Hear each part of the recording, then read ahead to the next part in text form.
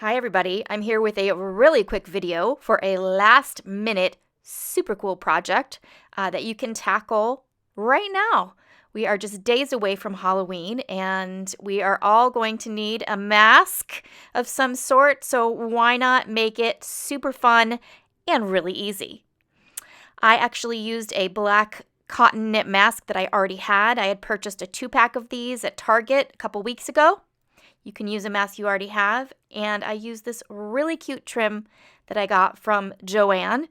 The secret to this project is using iron-on trim. So you see there, you can see the glue on the back of this ribbon, which makes this project really easy and fast. All you need to do is cut a strip that is the same, a little bit wider than the mask that you're using. And then you want to very carefully place, here I'm just using one hand, but you want to carefully place it along the edge so that you have that even spacing between whatever trim you're using and the edge of your mask. And then you want to tack it down with the very tip of your hot iron.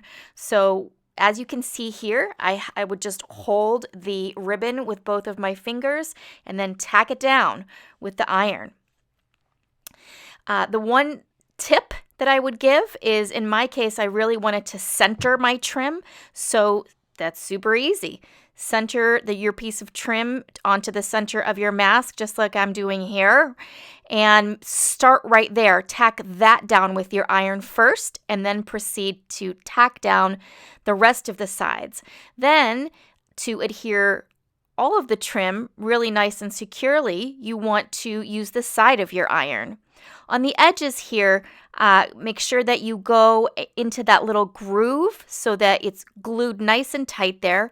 Then all you need to do is clip that excess away.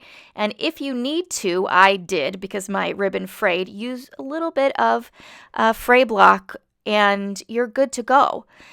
You will end up with a super cute face mask that you can decorate to your liking, and you can literally do this in just a few minutes with some iron-on trim, a mask, an iron, and some scissors.